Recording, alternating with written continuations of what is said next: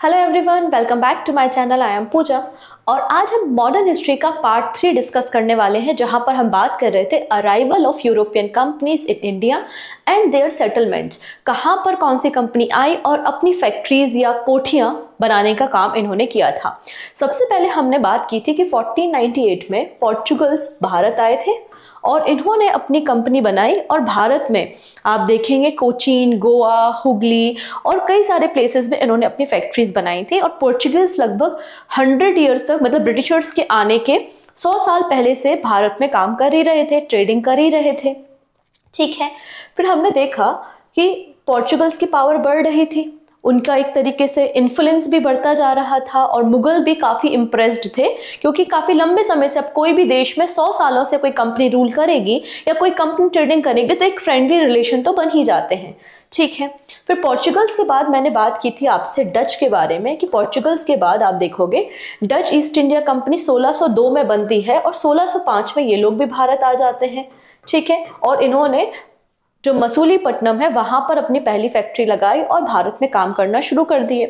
ठीक है, बट आपको पता है कि सबसे पहले यूरोपियन कंपनी डच ही थी जो भारत छोड़ के गई थी। डच के बाद मैंने बात की थी डेन्स के बारे में, डेनिश के बारे में, जो कि डेनमार्क से आए हुए थे और उसके बाद इन्होंने अपनी सारी फैक्ट्रीज किसको दे दी थी? ब्रिटिशर्स को दे दी थी और चले गए थे। ठीक है, अब यहाँ पर ब्रिटिशर्स की एंट्री हो रही है। अब ब्रिटिशर्स की एंट्री कब हो रही है? तो आप देखेंगे 1600 में ब्रिटिश ईस्ट इंडिया कंपनी का फॉर्मेशन हो रहा है और अब ये लोग ईस्ट की तरफ आएंगे, भारत की तरफ आएंगे व्यापार करने के लिए। मैंने इसके पहले 2 इंपॉर्टेंट बैटल्स पर डिस्कशन किया था, अगर आपको याद है। पहला बैटल हमने डिस्कस किया था बैटल ऑफ स्वाली।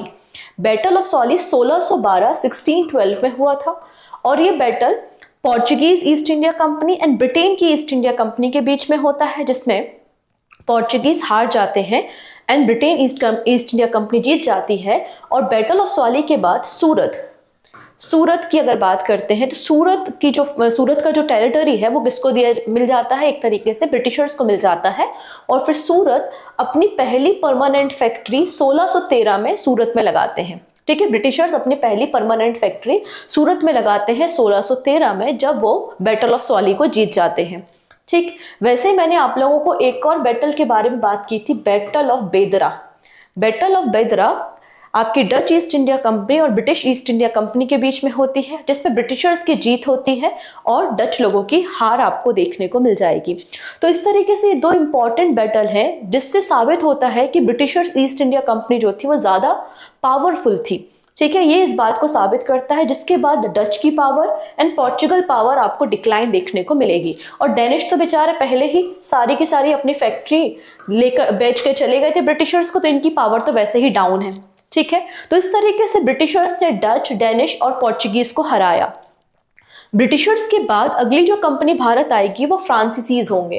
फ्रांस की ईस्ट इंडिया कंपनी भारत आएगी और ब्रिटिशर्स और फ्रांसीसीज के बीच में बहुत लंबे समय तक युद्ध होंगे, बैटल्स होंगे। और एंग्लो फ्रेंच जो बैटल्स होती हैं उनको हम कर्नाटका वॉर के नाम से जानते हैं। तो जो नेक्स्ट वीडियो होगा उसमें हम कर्नाटका वॉर पे डिस्कशन करेंगे, किस तरीके से कर्नाटका वॉर हुई थी, किस पार्टी से कौन लीड कर रहा था, गवर्नर कौन था, एटसेट्रा। क्लियर है? तो अभी तक इन 3 कंपनीज का हमने डिस्कशन किया था और आज हम ब्रिटिशर्स के बारे में बात करना शुरू करते हैं। ओके, स्टार्ट करें।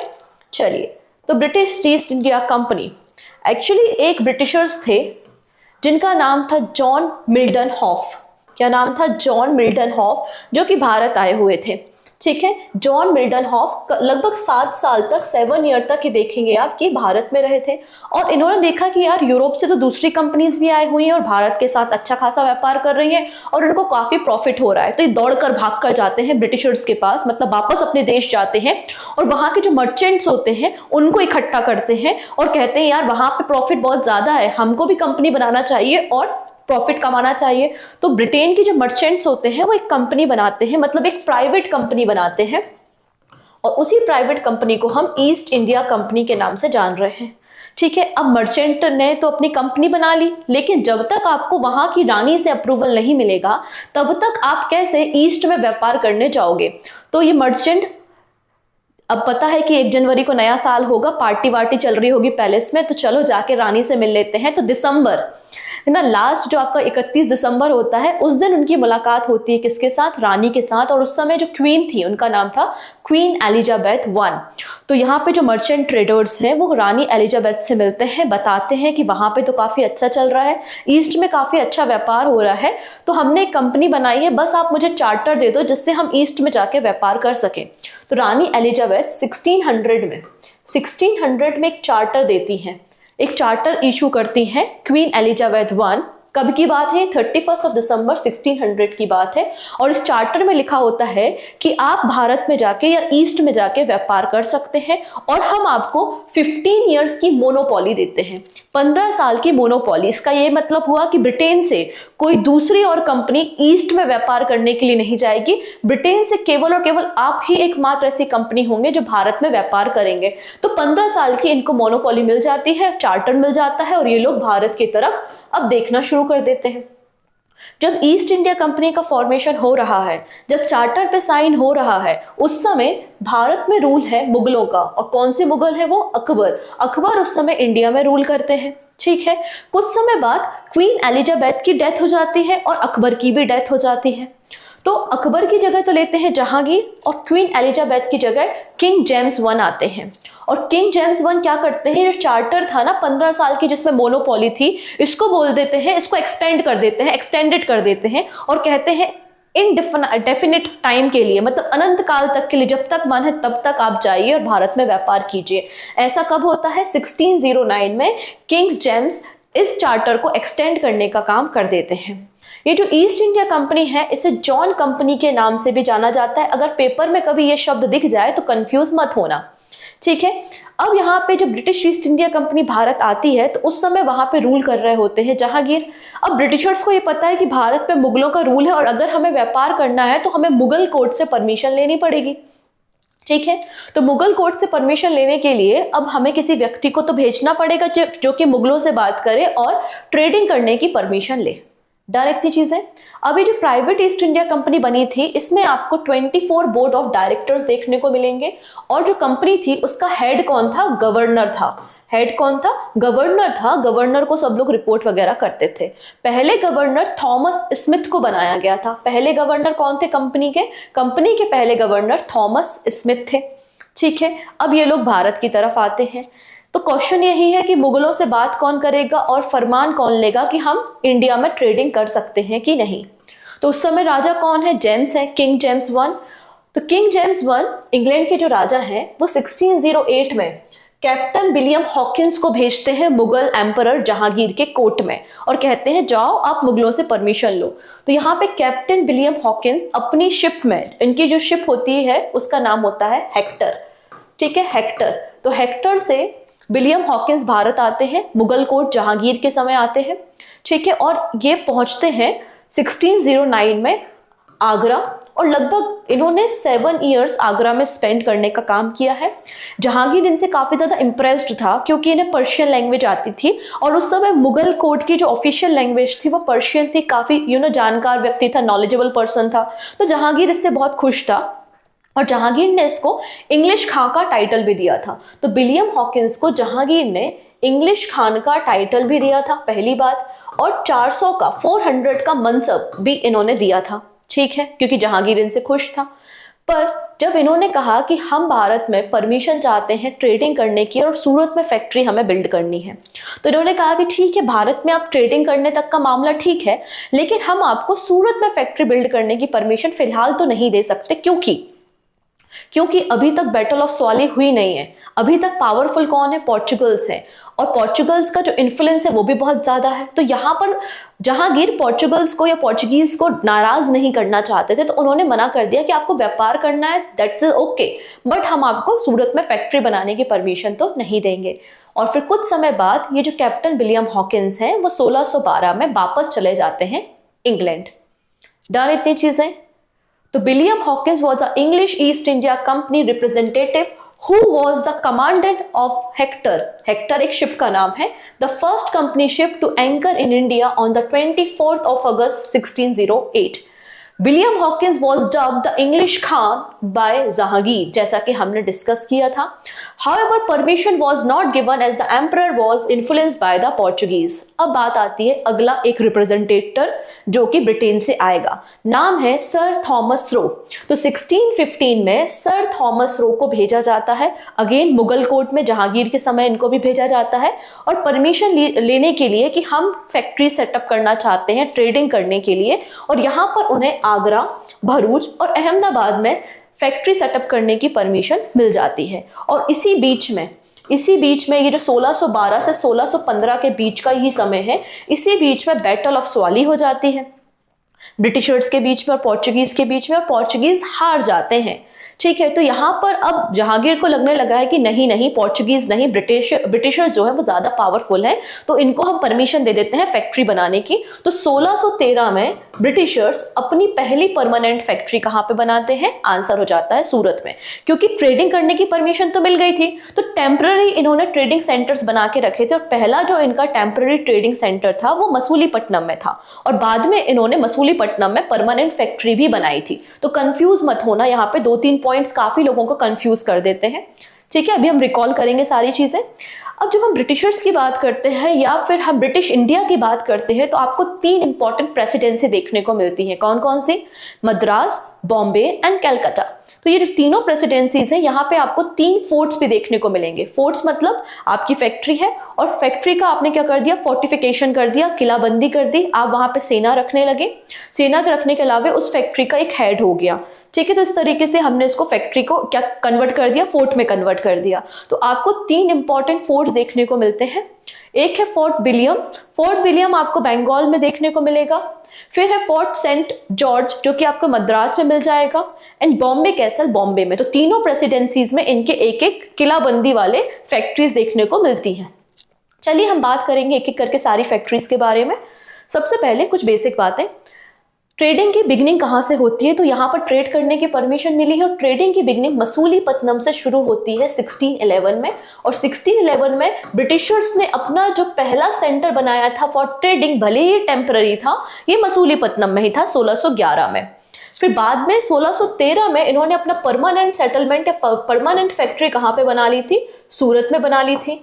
एंड 1611 के बाद 1616 में मसूलीपट्टनम में अपनी परमानेंट फैक्ट्री को भी सेटअप कर लिया था बाय द ब्रिटिशर्स।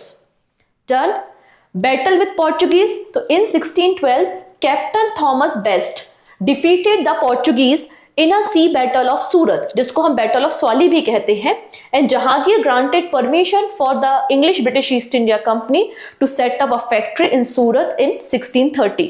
तो इस तरीके से यहाँ पे सूरत में इन्होंने फैक्ट्री सेटअप कर ली, और पहली ट्रेडिंग सेंटर मसूलीपट्टनम में तो था ही। अब बात करते हैं बॉम्बे कैसे मिला? तो बॉम्बे की कहानी कुछ ऐसी है कि बॉम्बे गिफ्ट में मिला था। किंग चार्ल्स सेकेंड को बॉम्बे गिफ्ट में मिला था 1662 में। एक्चुअली यहाँ पे एक पोर्चुगीज रानी थी जिनका नाम था कैथी, ठीक है, कैथरीन बोल सकते हैं। जो कैथरीन थी वो किंग ऑफ पोर्चुगल की डॉटर थी, और उनकी शादी यहाँ पे king of England king Charles second के साथ हो जाती है। और जब इनके साथ शादी होती है तो दहेज में या गिफ्ट में बॉम्बे मिलता है 1662 में। ठीक है, तो बॉम्बे एक स्मॉल विलेज हुआ करता था उस समय, और दहेज में मिल गया ब्रिटिशर्स को, मतलब किंग चार्ल्स सेकेंड को। अब किंग चार्ल्स सेकेंड क्या करते बॉम्बे का? थोड़ी ना इंग्लैंड छोड़ के बॉम्बे में आके बस जाते, तो उन्होंने सोचा क्यों ना कुछ प्रॉफिट तो कमाना चाहिए हमको। तो बॉम्बे किंग चार्ल्स ने क्या कर दिया? ब्रिटिश ईस्ट इंडिया कंपनी को दे दिया। कितने पे दे दिया? तो 10 पाउंड के रेंट पर, कि आप हमको एनुअली 10 पाउंड रेंट पे करो, और वहां पर आप अपनी फैक्ट्री वगैरह सेटअप करके ट्रेडिंग कर सकते हो। तो इस तरीके से आप देखेंगे मुंबई किसके पास आ गया? एक तरीके से ट्रेडिंग करने के लिए ब्रिटिश ईस्ट इंडिया कंपनी के पास। और बाद में आप देखेंगे कि 1687 में जो इनका मेन हेडक्वार्टर सूरत हुआ करता था, वो इन्होंने शिफ्ट कर लिया था कहाँ पे? मुंबई। तो आप देख पाएंगे कि ब्रिटिश ईस्ट इंडिया कंपनी का हेडक्वार्टर 1687 में मुंबई शिफ्ट हो गया था। ठीक, अब बात करते हैं मुंबई का फॉर्मेशन किसने किया था, या कौन है इसके पीछे रिस्पॉन्सिबल? मुंबई शहर बसाने का काम किसने किया था? तो आपको एक नाम देखने को मिलेगा, जो नाम है आपका गेराल्ड ओगियर। ये नाम आप देख सकते हैं। चलिए अब यहाँ पे हम साउथ की तरफ एक्सपांशन देखेंगे कि किस तरीके से ब्रिटिश ईस्ट इंडिया कंपनी का एक्सपांशन साउथ में हुआ था। तो कहानी शुरुआत होती है सुल्तान ऑफ गोलकुंडा से। तो गोलकुंडा के जो सुल्तान थे 1632 में उन्होंने एक गोल्डन फरमान इशू किया था ब्रिटिश ईस्ट इंडिया कंपनी को। और ये गोल्डन फरमान क्या था, इसमें कहा था कि आप हमको 500 पगोडाज ईयरली रेंट दो, मतलब पेमेंट करो, और आप फ्रीली साउथ इंडिया के एरिया में, गोलकुंडा के एरिया में ट्रेडिंग कर सकते हो। ठीक है, तो इस तरीके से 500 पैगोडा देकर इन्होंने टेरिटरी को एक्वायर कर लिया था कि हाँ हम फ्रीली ट्रेडिंग करेंगे, कहाँ पे, साउथ इंडिया में।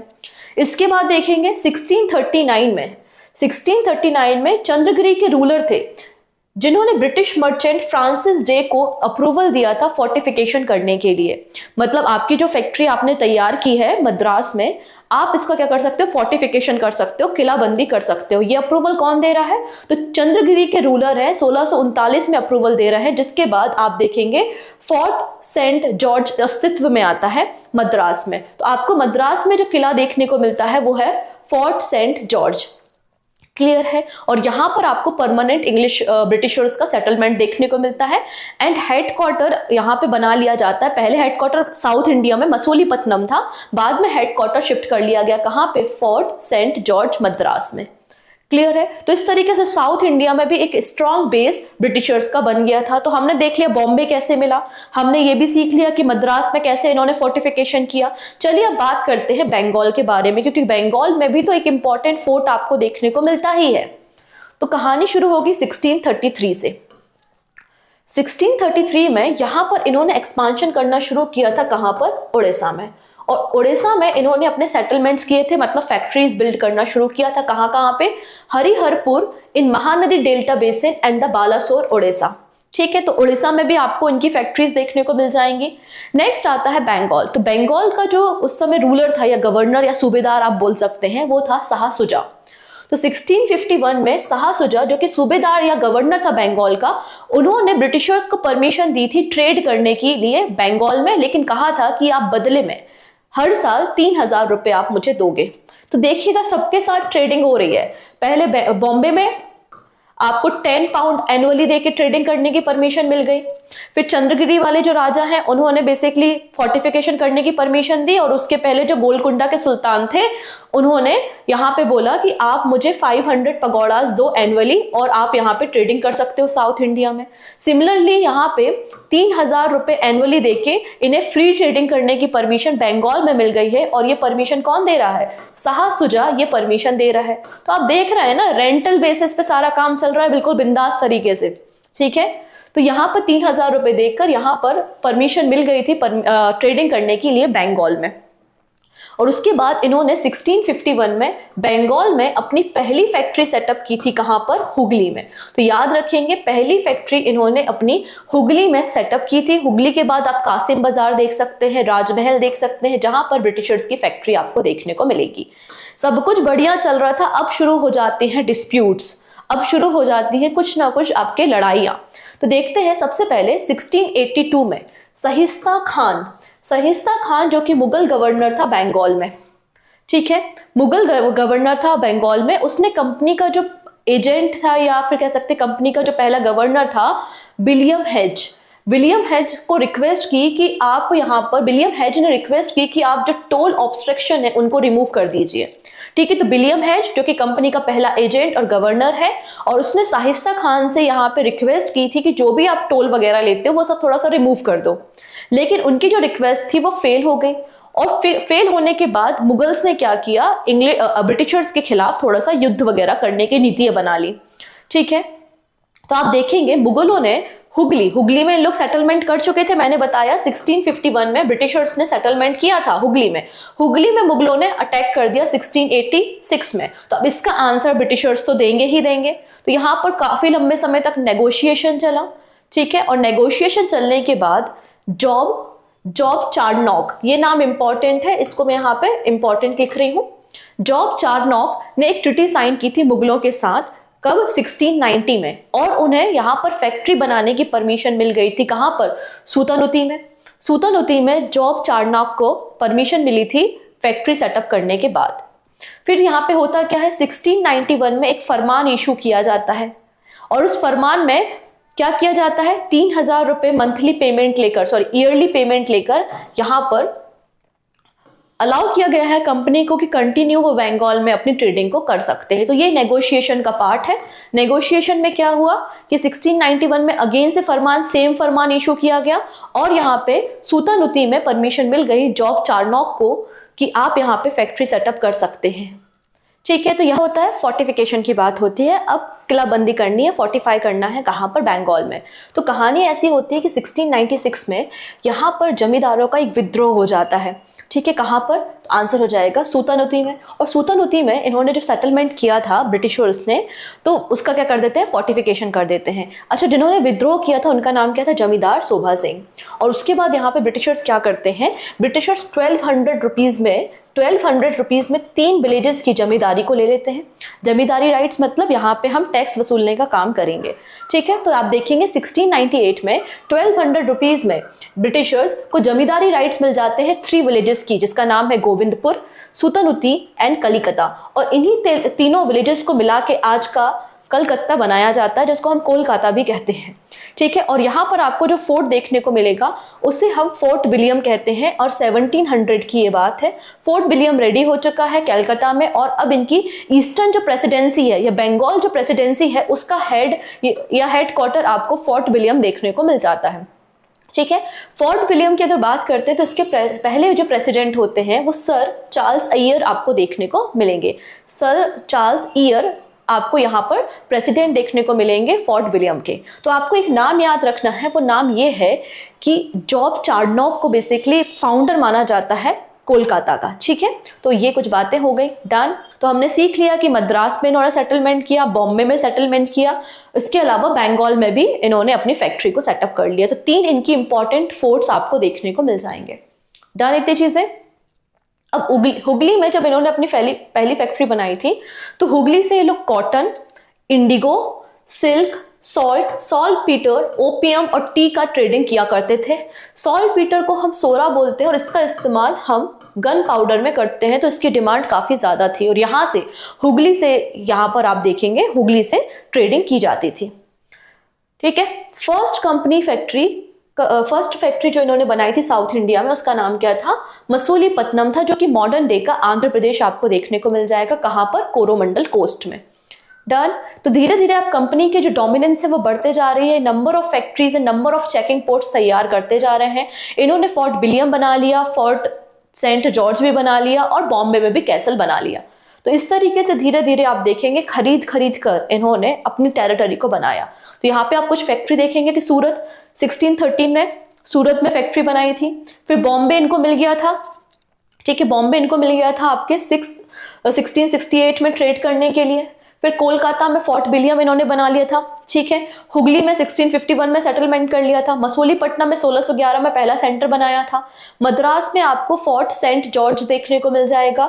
कुदलूर में आपको फोर्ट सेंट डेविड देखने को मिल जाएगा। तो ये इनके इंपॉर्टेंट सेटलमेंट्स हैं जो आपको बिल्कुल नहीं भूलने हैं। ये ब्रिटिशर्स के इंपॉर्टेंट सेंटर्स आपको इस मैप में दिखाई दे रहे हैं। कौन कौन से फोर्ट्स थे वो सारी बातें आपको पता चल गई। क्लियर। ये टेबल मैंने पहले की क्लास में भी डिस्कस की थी। पहले की क्लास अगर नहीं देखी है तो प्लेलिस्ट में अवेलेबल है, आप उन्हें देख सकते हैं। यहाँ पर आप देखेंगे कि पहला जो सेटलमेंट पोर्चुगीज ने किया था वो कोची केरला में किया था, डच ने मसूलीपट्टनम में, ब्रिटिशर्स ने भी पहला सेंटर मसूलीपट्टनम में बनाया था। उसके बाद डेनिश ने त्रवानकोर में और फ्रांसीसीज जो थे उन्होंने सूरत में पहला सेटलमेंट बनाया था। अब बात करते हैं फर्रुख सैयद के फरमान के बारे में, जिसे मैग्ना कार्टा भी कहा जाता है, Magna carta of the company, क्योंकि इसके बाद कंपनी को बहुत आजादी मिल गई थी ट्रेडिंग करने की। ठीक है, तो हुआ क्या था, इन 1714 एक इंग्लिश मैन थे जिसका नाम था जॉन सारमन भारत आए हुए थे और अपने साथ कुछ डॉक्टर वगैरह को भी लेकर आए थे। ठीक है, और दिल्ली कोर्ट में ये प्रेजेंट होते हैं। उस समय फर्रुख सैयद बहुत ज्यादा सफर कर रहा होता है एक डिसीज से। तो सफर करने के बाद फर्रुख सैयद अब जो इलाज करेगा यार उससे तो वो खुश हो ही जाएगा। तो फर्रुख सैयद का जो ट्रीटमेंट करता है वो डॉक्टर हैमिल्टन करते हैं। डॉक्टर हैमिल्टन फर्रुख सैयद का ट्रीटमेंट करते हैं और फर्रुख सैयद ठीक हो जाता है इस ट्रीटमेंट के बाद। तो वो बड़ा खुश हो जाता है, ब्रिटिशर से वो खुश हो गया। और जब वो खुश हो गया तो 1770 में 1717 में फर्रुख सैयद ने एक फरमान इशू किया ईस्ट इंडिया कंपनी के लिए, जिसमें कई सारे वैल्यूएबल प्रिविलेजेस दिए गए ब्रिटिश ईस्ट इंडिया कंपनी को। इसे ही हम Magna carta of the company भी कहते हैं। क्या थे इंपॉर्टेंट प्रिविलेजेस जो इन्हें दे दिए गए थे, तो देखेंगे। सबसे पहली बात कहा था कि आप मुझे एनुअली 3000 रुपए पेमेंट कीजिए और आप फ्रीली इंपोर्ट एंड एक्सपोर्ट मतलब ट्रेडिंग कर सकते हैं, वो भी कस्टम ड्यूटीज देने की जरूरत नहीं पड़ेगी पूरी की पूरी बंगाल टेरिटरी में। तो बंगाल के पूरे एरिया में इनको एक तरीके से फ्री ट्रेडिंग करने की परमिशन मिल गई थी फर्रुख सैयद के फरमान के बाद। दूसरा, कंपनी को अलाउ कर दिया था कि आप दस्तक या पासेस को इशू कर सकते हैं गुड्स के ट्रांसपोर्टेशन के लिए, ठीक है। इसके अलावा the company was permitted to lease additional land near the Calcutta, तो कैलकाटा के पास ये और भी दूसरी जमीन को लीज पे खरीद करके अपनी ट्रेडिंग को बढ़ा सकते हैं। और कंपनी को परमिशन मिल गई थी मिंटिंग करने की, कॉइन को मिंट करने की परमिशन मिल गई थी और ये लोग बॉम्बे से मिंटिंग करना शुरू कर देते थे। और मुगल एम्परर ने इस करेंसी को जो कि ब्रिटिशर्स मिंट कर रहे थे उसको लीगल टेंडर बना दिया। तो एक तरीके से कह सकते हो आप कि मुगलों के बाद यहाँ पे ब्रिटिशर्स की करेंसी मार्केट में सर्कुलेशन में आ गई थी। तो ऑब्वियस सी बात है, जिसकी अब आरबीआई हमारे देश में करेंसी प्रिंट करता है तो आरबीआई सबसे बड़ा है, वैसे यहाँ पे ब्रिटिशर्स अब करेंसी प्रिंट ही करने लगे, उनकी करेंसी लीगल टेंडर बन गई तो इनकी पावर तो ऑटोमेटिकली बढ़ ही जाएगी। तो ये कुछ इंपॉर्टेंट टर्म्स थे जो फर्रुख सैयद के फरमान में थे, इसलिए इसे Magna carta of the company भी कहा जाता है। डन। तो यहाँ पर आप देख रहे हैं ब्रिटिशर्स ने डचों को हराया, पोर्चुगीज को हराया, डेनिश तो खुद ही हार मान गए। और आने वाले वीडियो में हम देखेंगे फ्रांसीसीज के बारे में। फिर धीरे धीरे जो ये ब्रिटिश ईस्ट इंडिया कंपनी है ये अपना एक्सपांशन और करती है। तो यहाँ पे नंबर ऑफ बैटल्स लड़ी जाती हैं, इनको हम आने वाले वीडियो में डिस्कस करेंगे। जैसे कि बंगाल में बैटल ऑफ प्लासी और बैटल ऑफ बक्सर होता है। फिर मैसूर जो आपका एंग्लो फ्रांस का वॉर है, जिसको हम यहाँ पे कर्नाटक का वॉर कहते हैं, वो अलग है। और यहाँ पे जो टीपू सुल्तान और हैदर अली के साथ वॉर होती है वो अलग है। इसको हम एंग्लो मैसूर वॉर के नाम से जानते हैं। पहला, दूसरा और तीसरा, चौथा वॉर हुआ है, ठीक है। तो किस तरीके से मैसूर पे कब्जा किया हम इसको देखेंगे। फिर हम मराठा वॉर, अंग्रेजों और मराठाओं का भी तो युद्ध होता है, तो हम एंग्लो मराठा वॉर 1, 2 और 3 को डिस्कस करेंगे। फिर हम पंजाब मतलब सिख, तो पहला एंग्लो सिख वॉर और सेकेंड नंबर का एंग्लो सिख वॉर वो हम देखेंगे। उसके अलावा इन्होंने सिंध, अवध और नेपाल की टेरिटरी को भी एनेक्स करने का काम किया था। एंग्लो नेपाल वॉर भी होता है जो अभी न्यूज में भी था, ठीक है, उनको भी हम डिस्कस करेंगे। तो आने वाले वीडियो में हम फ्रांसीसीज के अलावा इन इंपॉर्टेंट टॉपिक पर डिस्कशन करने वाले हैं। और अगर वीडियो पसंद आता है तो बिल्कुल लास्ट तक बने रहेंगे। अभी हम कुछ क्वेश्चन भी देखेंगे लास्ट में। तो इंपॉर्टेंट क्वेश्चन है which is question of the day. इन दोनों क्वेश्चन के आंसर आप मुझे कमेंट सेक्शन में कर सकते हैं। डन। और वीडियो पसंद आता तो प्लीज प्लीज इसे शेयर करो जिससे रीच बढ़े, और सब्सक्राइब करना तो भूलना नहीं है, ठीक है। चलो कुछ क्वेश्चंस है। पहला क्वेश्चन है, who authorized British East India company to trade in East? तो किसने परमिशन दी थी? क्वीन एलिजाबेथ वन ने परमिशन दी थी, एक चार्टर दिया था। ऑप्शन नंबर बी बिल्कुल करेक्ट है। Who among the following sent by the East India Company to court of the Mughal Emperor to secure royal patronage? तो यहां पर देखेंगे किसको भेजा गया था? विलियम हॉकिंस को भेजा गया था, ठीक है। ऑप्शन सी बिल्कुल करेक्ट है। Who was the Mughal emperor when the first British entered into the Mughal court to secure royal patronage? तो आंसर हो जाएगा पहली बार जहांगीर थे जब ब्रिटिशर्स एंट्री लेते हैं मुगल कोर्ट में। Who among the following British diplomats sent by the Emperor James I of the England to Jahangir court with a plea for more concession for the company? मतलब और भी फैक्ट्री हम बना सकें इसकी अप्रूवल लेने के लिए किसे भेजा था? तो आंसर हो जाएगा थॉमस रो को भेजा गया था। Thomas Roe is the right answer. Which of the following island receive as a dowry to the Charles II of the England and given to the East India Company in 1668 AD for 10 pound per year? तो 10 pound per year के rent के साथ या lease के साथ यहाँ पर Charles II ने बॉम्बे दे दिया था। ऑप्शन ए, हमारा बॉम्बे दहेज में किसी और को मिला, किराए पे किसी और को चढ़ा दिया, ऐसा वाली कहानी थी। Who among the following set up a factory at Sutanuti and the zamindari of the 3 villages of Sutanati, Kolkata and Govindpuram? तो यहाँ पे जमींदारी इनको मिल गई थी। 1200 रुपए याद आया कुछ कुछ? आंसर हो जाएगा जॉब चरनोक, और इन्होंने ही बंगाल की स्थापना का क्रेडिट इन्हें दिया जाता है। लास्ट पे 2 क्वेश्चंस है। चलिए इन दोनों क्वेश्चंस के आंसर आप मुझे कमेंट सेक्शन में बता सकते हैं। मोर अपडेट के लिए आप बिल्कुल फॉलो कर सकते हैं हमारा channel. Take care and bye bye.